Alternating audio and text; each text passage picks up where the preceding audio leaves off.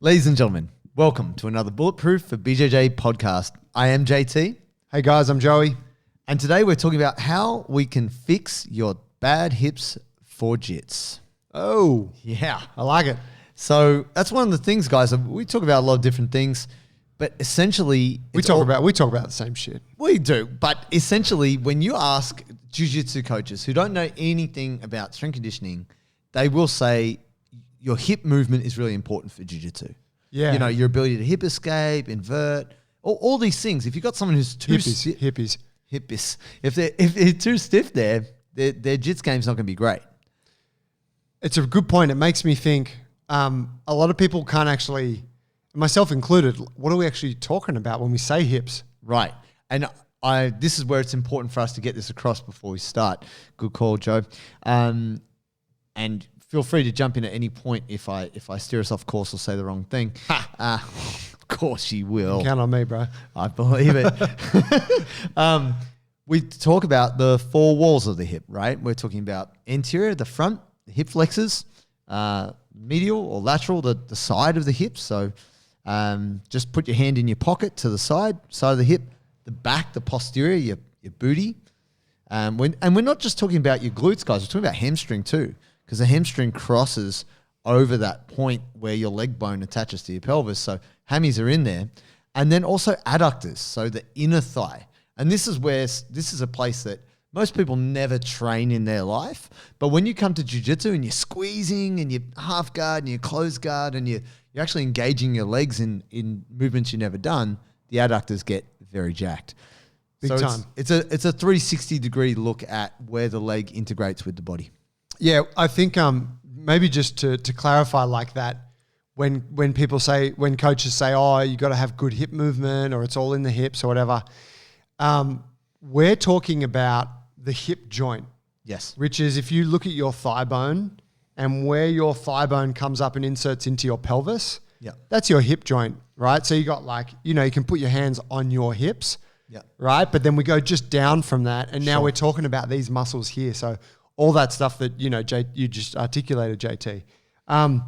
But something not to be confused by, because say when you see someone who's got a really nifty guard game, Sure. and you're watching them and what is being described is, man, look at their hip mobility. Sure, it might be hip mobility, but often what's being referred to there is how they can articulate their pelvis and their lower back. Yeah. Right? And it's like when you're watching, when you're fucking traveling in Brazil and you're watching, you're watching dancing, you're watching some people dance. You're like, holy shit, look at the way they move their hips. It's this mobility of the lower back and the pelvis that allows the hips to move where they move. Yeah. So like that, what we're kind of getting at is like all that shit's important, but let's zero in on the muscles that are actually surrounding your hip joint. Yes. And how they affect your jiu-jitsu and your quality of life. Yeah. Not just how you shake your booty. Right? I mean, look, if you can do that, that's good for you too. It might be good for your Instagram following, but we're actually talking about how you can move your leg relative to your pelvis in a lot of different ways. And the thing is, jiu-jitsu really, it messes that up in a lot of ways. Because, I mean, life can, sitting in chairs can, but the thing that I'm constantly hearing people saying, oh, I got this issue, I got that issue, I got that issue. Most people never actually fully address what is the root cause of these problems. Like people say, oh, I've done my groin. What does that mean? Well, it means you've strained your adductor muscles, depending on which one it is. Do you reckon when the American listeners hear that, they're like, done my groin? Do you reckon they're like, ha? Or they're like, what did he just say? Can I get it? Can we get closed captions on this? Like, what's the guy talking about? So, groin, inner thigh, crutch, it's pain up at the point. Bathing suit area. The joint, right up at the inner thigh. But the same thing, people say, oh, I've thrown out my back. That actually doesn't mean anything anatomically. Like often what happens is when people do themselves degrees of injury, it can come back to poor mobility at the hips. Tight hips, which are not doing their job, and then the rest of your body has to compensate. Which is when you can fuck your lower back up. Yeah. Or fuck your upper back up or hurt your knee. Hurt your knee. Right? Because that's exactly right. It's like if the hips aren't working, then other things have to take more load and more movement, which maybe they're not designed to. That's right. And if you are playing guard, even if it's not something you prefer to do, it's something that you will do. This is going to shorten up the hip flexors, and we've talked enough about that. But also the thing I notice is lots of people in jiu-jitsu are very good at, when they start to do guard, they get better at opening up to the hips, like external rotation. So people get good at opening up so they can pummel with their legs. Opening the knee outwards. Yes, that's right. But internal rotation is something that I would say 95% of people who do jiu-jitsu, they suck at it. Yeah. And humans in general do not practice internal rotation at the hip, and that's a lot more to do with the outer wall, the hip, glute med, TFL, that whole piece. And this is something that we really need for good knee stability and functional, healthy hips. And it also helps our passing game. So if you want to get really good at passing, and you look at the really high-level guys at world championship level, they actually have a really good internal rotation of the hip. It's not something they talk about. They thank Jesus, and they thank, their sponsors and Acai, and quietly they thank their doctors for all the steroids. But they should also be thanking that they have really amazing internal rotation of the hip. But I think what would be really good today, Joe, is to talk about what are the moves people can do which is going to help them on the path to fix their terrible hips. Can I just make a point before we go there that, and I say this all the time, but most of us already have kind of dysfunctional hips, not to make it sound really, severe, but most of us have hips that aren't really working to their optimal capacity because of the modern lifestyles we lead. Yes. We sit down a lot, that kind of thing. So then when you add in jiu-jitsu training on top of that, jiu-jitsu training, especially if you play a lot of guard, that really, it's a very strange way of developing strength through your hips, like riding a bike. Riding a bike is not a great way to strengthen your legs or your hips in a well-rounded way. It strengthens some very specific aspects of the legs and the hips.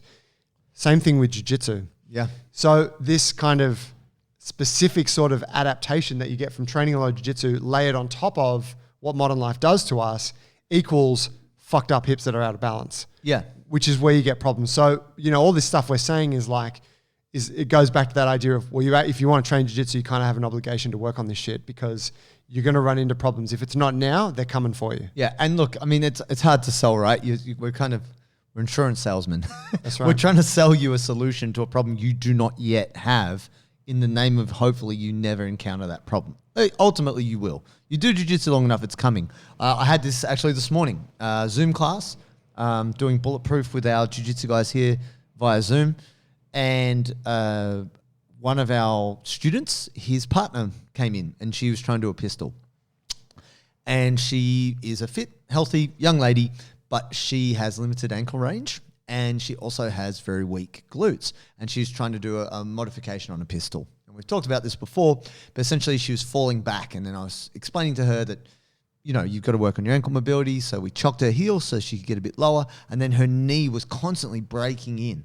Like her knee was just collapsing in and she couldn't get up out of her seat. We were using a chair as a way for her to use her benchmark so she didn't have to go all the way down in the pistol position. And I was explaining that it's so important that she actively think about the connection between her glute, her medial glute, like the muscle to the outside of her hip, her butt, and pulling her knee out wide. And really, by the time she hit her third set, she got better. Now, typically, by the time you hit your third set, if you're working the muscles you're trying to work, you're kind of knackered. But it was an education process. And I've heard different terms in, strength conditioning realm, which is talking about like glute amnesia, where basically your ass muscles switch off. They basically, you stop using them and you start compensating by using everything else to move your leg where you need to use your glute. And I would say that most jiu-jitsu people I see have some of the worst glutes I've ever seen. And so that's not because I'm checking out everyone's ass. It's a sport that comes from Brazil too. It's a big statement. Well, I mean, I think I think the modern jiu-jitsu is, all the guard playing it's not helped the role. But it's not to say it's mutually exclusive, guys. What I'm saying is this. You don't have to do jiu-jitsu to have weak hips or have imbalanced hips. But if you do train jiu-jitsu, you have to consider that if you're constantly doing the same thing over and over again, this can create an imbalance. Now, how do we fix the imbalance? So we're constantly talking about how to get stronger, how to get more mobile. And the thing that we love is something that does both. Like, what's something that is going to increase your range of motion and get that healthy? And then also, once you kind of master that, how can you start to load it up? Not change the move, but maybe change the parameters. So then now it's getting you stronger. And I feel like we've got a couple of cards up our sleeves that we can use to solve this problem. Powerful cards. We're constantly talking about what the minimum effective dose is, and we look at the people we work with. We look at you guys who are listening, and we think people who train jiu-jitsu want to train jiu-jitsu. They don't want to spend days, hours upon hours in the gym each week. A very small percentage do because they love the gym, but the majority don't. So we're like, what is the minimum effective dose for these cats to get strong and mobile in the shortest amount of time possible? That means we have to be efficient with our exercise choice. A question we get asked a lot is, is strength here more important for me, or is mobility, or is this exercise more of a strength thing, or is it more of a mobility thing? And we go back to it all the time. It depends on who's doing it. And the beauty is you can take an exercise that is perhaps typically considered to be a strength exercise, but it becomes a mobility exercise when it's put into the hands of someone who needs more range of motion through that particular position. Yeah. And so these are the exercises we have in our program, right? Definitely. And this is what our upcoming standards program will be basically built on these exercises. But JT and I were talking about, it's like, man, what do we like most for, hamstring mobility, but also strength, right? Yes. What do we like for the inner thigh, like for the adductors? What do we like for the outside thigh?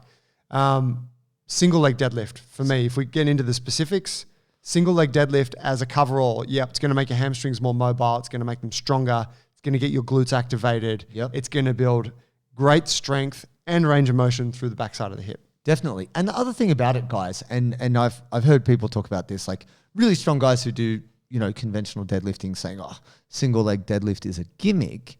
Well, actually, in terms of educating the hip and actually getting your glutes to stabilize the right way, a single leg deadlift is one of the single best ways to do it. And also because you're standing on one foot and you're having to try and balance and not fall over, that activity in the foot actually makes your hip work harder than if you're trying to do like a 2 foot on the ground hip thrust with a band or something like that. Single leg work is absolutely at the core of making your hips function well.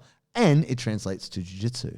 So it's one of those things, guys. It's like, sure, you see people trying to balance on a fit ball and do whatever. It doesn't translate. And that's the thing. I don't want you guys to spend 6 months doing some crap that's not going to work. I mean, it looks cool. Like, yo, check out my party trick. I can do a backflip and land on a fit ball. Yeah, that's fine, but it's actually not going to help your jiu-jitsu. So unless you're Jujimufu, we're not interested. Unless you can do it in pink stockings with flamingos, fuck off. And be really jacked. But the thing is, the single leg deadlift covers so many bases in terms of the back of the hip, the glutes, the lower back, and the hamstring.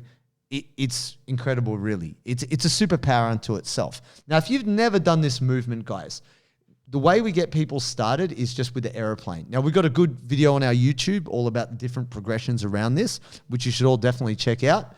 But essentially, just using your body weight and hinging at the hip and just stabilizing on your leg is very hard. A lot of people will struggle to get out just 5 reps without having to touch their other foot down or feel like they're going to fall over sideways. Yeah.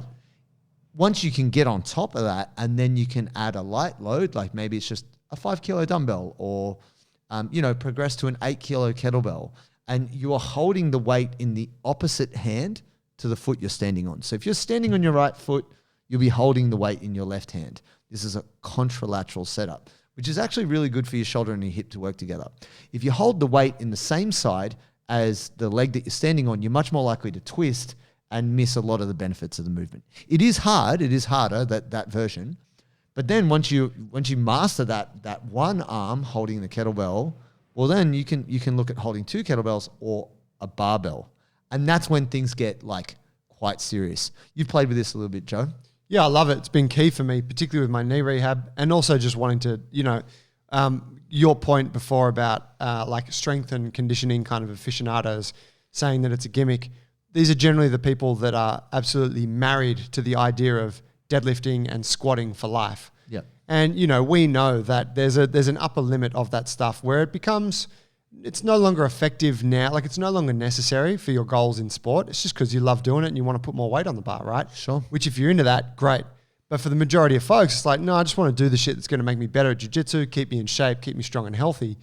It's like, all right, yeah, basic deadlifting and squatting is great. But when we take that a step further towards the single leg dead, now we're talking about introducing some new characteristics to a simple exercise that make it really challenging. Yeah. For me, I hit that upper limit with my deadlift some time ago. I'm like, okay, it's enough. Sure. Single leg dead, it's like a whole new set of challenge. Yeah, definitely. And once you get that stability in your ankles, your knees, your hips, and it's really working for you, you'll find your grip will start to get taxed as well, and then it becomes more of an upper body and upper back thing. So that is the back of the hip, guys, single leg deadlift. The next thing I want to talk about, which is a move that we both love, and I think we probably both worked on separately before we even started working together, which is the Cossack Squat. Now, if you're not familiar with this, and it's the first time you're hearing us talk about this, this is very much it's a ninja looking move. It looks kind of fancy. It looks a little bit gymnastic, but in terms of what it does for you, if you add no load to it, most people will struggle just getting a full range of motion. Yeah. Excellent warm-up drill, excellent mobility drill without any weight. No. The weight is only really necessary as either a bit of a counterbalance once you're more experienced with it, or you've maxed out the flexibility aspect of it, and now it's time to get stronger, isn't it? Definitely. And this applies for pretty much all of these movements. If you are someone who's got really bad hips, you're really stiff and you have no idea where can I go from here, all of the movements that we're going to talk about today can be done without adding any external load other than like your body weight and gravity. And you're just trying to build up your tolerance for it and your range of motion. If you do not have a healthy range of motion, if you can't move just in a normal function without suffering acute pain at the hip or the lower back, you got to go there first. Get that range. And then once you feel like, okay, now I can move my body in a healthy way, then you can load that sucker up. You cannot strengthen range that you do not have. Oh my, whoa. Mind blown. Joe is the strength training Yoda. Oh my God. But he's so young. Here's the thing, guys. With the Cossack Squat, if you've never done it before, we also have plenty of videos on the YouTube about this too. Shitload of videos on the YouTube channel. Get over there. So much. I think I post the Cossack Squat almost every week on the Instagram. Because, you know, for us, it's a big feature. We use it as mobility in our program. In standards, we're going to be using it as a like more of a strength drill. Yep. Like it progresses from the mobility aspect all the way through to like barbell on the back type thing. Yeah. So we're really like going deep on a lot of these movements in that upcoming program. But yeah, the Cossack, I would use it every single day, whether it's just like I'm trying to limber up a little bit while I'm in a Zoom meeting, or I'm actually doing my training and it's 4 or 5 working sets. Yeah, it just covers so many bases, guys. And the reason why, if you've never seen this movement, you're going into a fully deep squat on one side while your other leg is straight, and you are loading up through your adductor and hamstring, so your inner thigh and the back of the leg in the straight leg. Then you're coming back up to a standing position, which looks kind of straddle. Your feet are quite wide, not the splits, but like double shoulder width. And then you are squatting down to the opposite side, and you're getting a full range squat on that side. So what's really awesome about this in terms of opening up the inner part of the kind of medial part of the hip/thigh is you're getting a big long stretch in the straight leg, but you're getting a very deep squat on the bent leg. And this has a double function in terms of loading and stretching simultaneously. And when you do this in an alternating fashion, you're getting a good amount of load and then stretch, load and stretch. And this is great in terms of just getting blood in there, opening it up. And once you've done, say, like 8 to 12 of these bad boys, you're like, oh, I'm moving better. Hips feel a bit better. You got a bit more range. This is a great way to prep yourself for doing jiu-jitsu. Yeah, and here's a thing relevant to that, but also to all of the stuff we're talking about today. Something that we encounter a lot in coaching is you'll give someone a drill, take a simple exercise like a Cossack Squat, and they'll do it, and all of a sudden they'll finish their set, and all of a sudden their lower back pain will have disappeared. Yeah. And they'll be like, man, that drill's fucking amazing. It fixed my lower back pain. Yeah. And what we realize is that for most people listening, those little niggles you have are caused by very simple areas of tightness and weakness and inactivity. Yep. And you know, we don't have to be hugely systematic about it beyond, hey, do some Cossacks, do some stuff with the hip flexor, do some single leg deads. Yeah. And we're probably going to hit upon the thing that makes your lower back feel fine and bring a bit of balance back to the hip. So it's the low hanging fruit when we're talking about building balance and building performance and strength, all those things. These things are the simple exercises that produce the biggest results. I agree with that 100%. Now, the next thing on this will go, so we've had a look at the back of the hip, the medial, the interior, the inside of the thigh. Now, if we look to the outside of the hip, so this is something which not a lot of people are aware of, which is your glute med, which is kind of your pocket muscle. It's just to the outside of the hip, and your kind of glute minimus inside the hip. You can't quite see it. TFL, connective tissue and muscle to the outside. Very important for jiu-jitsu. Like when you're pummeling and someone's trying to smash your legs down and you try and open your legs to recover guard or knee shield, super important to be strong in these positions. What are we looking at as the number one best move for people to get around? Simple move that they could do, Joe. Well, I think for this, like, it's obviously there's development there that's built into deadlifting and squatting, right? Yes. Because anytime you're pushing your knees out and stabilizing in that externally rotated position, you're using those muscles. However, something that we feature a shitload of in our mobility and in all of our warm-ups is our side-lying hip raise. Yes. Which is a really simple exercise. You're down on your side, you're on one elbow, and then you got your knees are bent, so you're on I'm on my right elbow on my right knee, and then I'm pushing my hips to the ceiling by driving my knee into the floor, and my hips come up and I squeeze my glutes. Yep. And that is like 101. Hey, here's a really good way to just hit that aspect of the hip. Yeah, definitely. And there's so many ways that you can level that up to make it more challenging without adding any equipment. Like, don't get me wrong, I love me a booty band. You've probably seen them on the internet, people having these small loops of elastic or rubber and putting it around the knees, putting it around the feet, doing monster walks. I love that business. But the other great benefit of the side-lying hip raise is the oblique engagement. It actually gets, the lateral part of your core, your internal and external obliques working in tandem with your glute med and the outside of the hip to stabilize. And that does great things for the hips and lower back as well.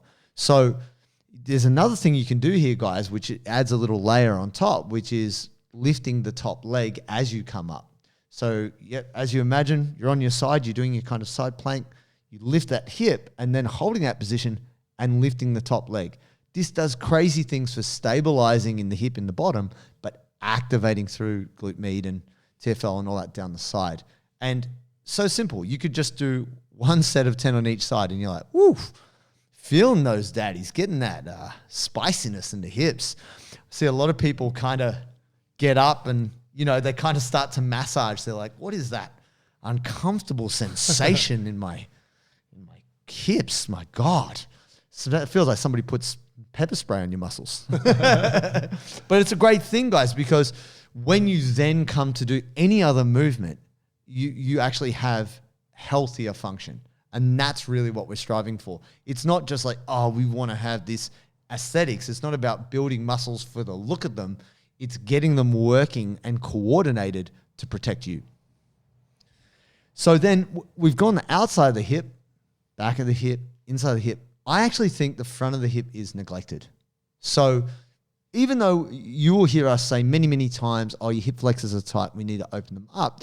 I'm actually going to say this right now, and we had a small discussion about this, that when you first start jiu-jitsu, when you're a white belt, or say you're a newly minted blue belt, you're not that long in the game necessarily. You possibly have weak hip flexors. So they might be tight, but that doesn't necessarily make them strong. Yes, a lifetime of jiu-jitsu, 6, 7, 8 years, you're doing enough jiu-jitsu top and bottom game, you will get strong hip flexors over time, but tight doesn't always equal strong. True. And the reason why I say this is I actually recently started doing some kind of a certain amount of core and like hip flexor strengthening work with one or two more advanced jiu-jitsu athletes, and they sucked. I was like, really? How can you suck so much at this? You know, like it's like a little, like it's just a little test. It's like a basic little gymnastic movement. You just lean forward, your legs are straight out in front of you, palms either side of your knees. The goal is to be able to keep your palms on the ground and keep your legs straight and lift your legs off the ground. Just do this 10 times. If you can't do that, your hip flexors suck. And one of them is a purple belt and one of them is a very good brown belt. Both sucked. Wow. I was like, look at you, hey? Maybe their abs are fantastic. Maybe they're really good at moving their torso. But when it came to being in that flexed position and trying to form a contraction through the legs, they struggled. And it was interesting to me because I would have assumed wrongly that they would have really strong hip flexors. And I'm going to say when you first start in jiu-jitsu, if you haven't had time to build it into your game, part of the reason why your hips are sucking isn't just that your hip flexors are tight, they're also weak.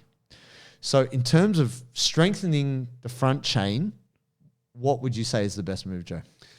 I like those. The seated leg lifts is what you're talking about, and those sort of compression drills. I really like toes to bar and variations of that. Yes, indeed. You know, so like leg lifts to 90 degrees, knee raises, knees to chest, and then obviously toes to bar being like the upper end of that sort of line of progression.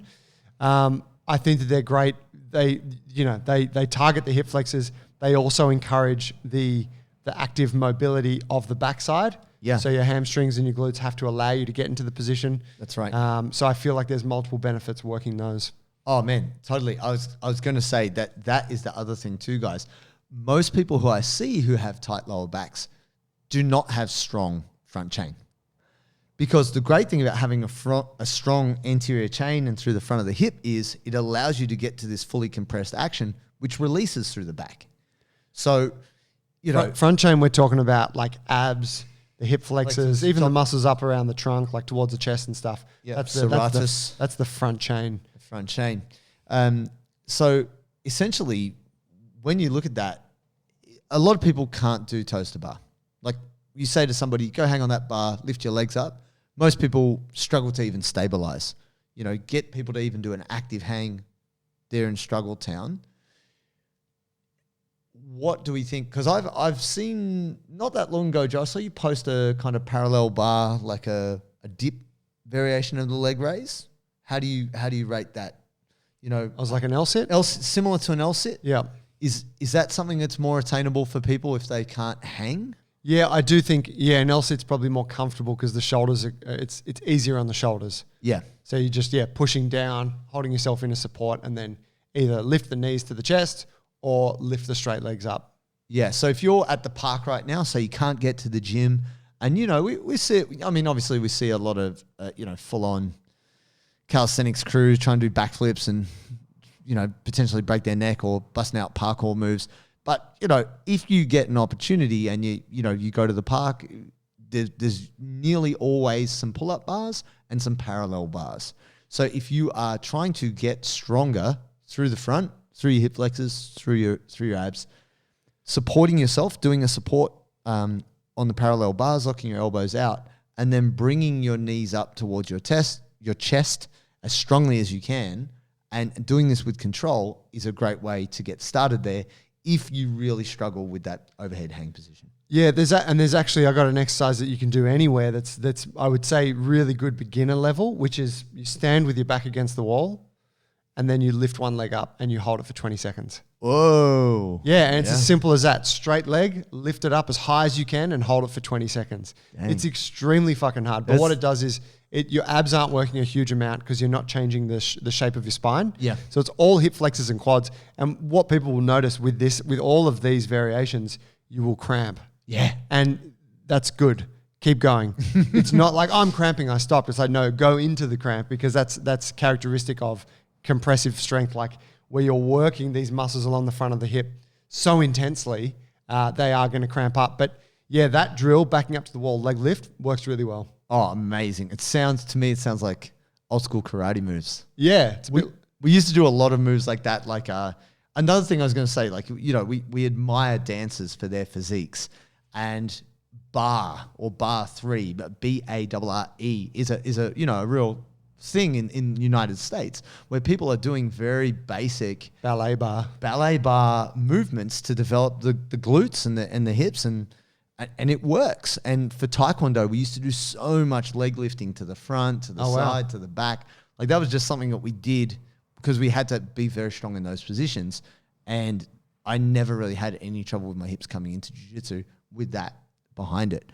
So guys, if you are struggling with the hips, these are all very simple. So let's do a quick recap. At the top of the list, we said single leg deadlift. Yep. Number 2, Cossack Squat. Number 3, side lying hip raise. And number 4, we gave them 3 options, but back up to the wall, lift the leg. If that feels okay, try an L sit. Yeah. And then if you really want to spice it up, go for the hanging leg raise. Yeah, I think that is going to answer a lot of your problems. Now, we've actually got a video on our YouTube channel, a whole breakdown of the hanging leg raise. Yes. As an advanced core strength and hip flexor movement. If anyone wants to go deeper on that, and that's going to be featured on our standards program because we're like, that should be something that all jiu-jitsu people should aspire to be able to do. Yes, and I think this is the good thing, guys, because often when people ask questions of us, they say, hey, what is the best for XYZ?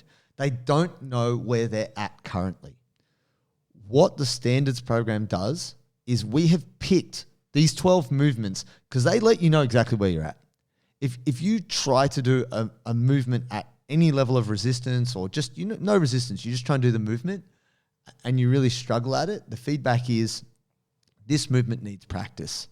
Because this is a glaring hole into your lack of capacity. But when you're doing jiu-jitsu, you'll just try it. You're like, oh, I don't care if I got some dude on my back, I'll just rah. And yeah, that's all well and good in the moment, but that could turn into a surgery level injury.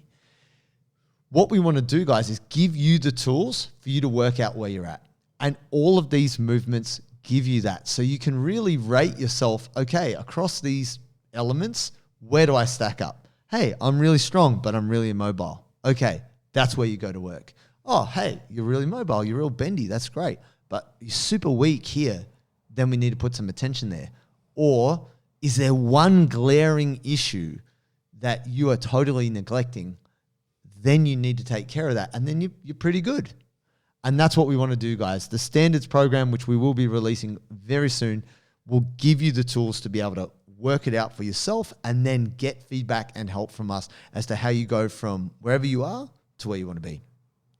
Yep. So this is another thing, and it's funny because even on our community group, so our community group on Facebook, I post our YouTube videos, and it's funny to me. It's cool because this is just part of understanding how everybody, obviously people who might listen to this might not be looking at our YouTube channel, and then there's people who follow our program online who, they're paying us and they're following the program. They're very diligent and we really appreciate it.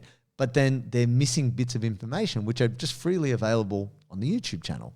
So I find myself repeating myself to introduce myself. the guys, we are working harder and harder all the time to give more information, and the YouTube channel is growing. So Bulletproof for BJJ on YouTube, there's a lot of answers there. And if you have a specific request, hit us up. Now, if there's anything you're missing, if you're hearing this for the first time, you're like, oh, what are these Aussie guys? What are they talking about? We are talking about our online program, bulletproofforbjj.com, and there's a lot in there.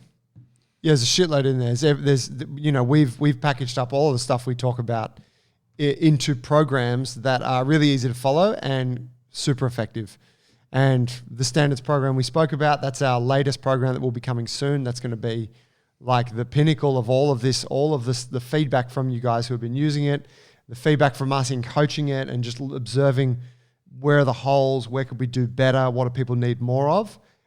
So we're really excited to do that. Obviously, there's a free 1-week trial. So if you want to check it out, go to the website, bulletproofforbjj.com. Take the free trial. If you don't like it, cancel.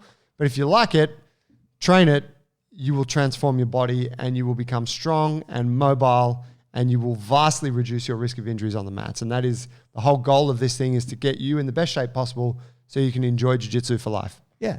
And we are here for you. That's the point. We are not just talking heads. We train this, we live this, we train jiu-jitsu, we've battled the injuries. And if you're out there and you're unsure, you can reach to us. So whether you message us on Instagram, whether you send us a message on Facebook, or you could leave us a voice message on our website to ask our question on the podcast. So that's the thing, guys. If you have a burning question, your question may help our community because other people out there are probably thinking the same thing. So feel free to ask us. We're here for you. Awesome. Thank you, bro. Thank you, bro. See you next time, guys. Cheers, guys.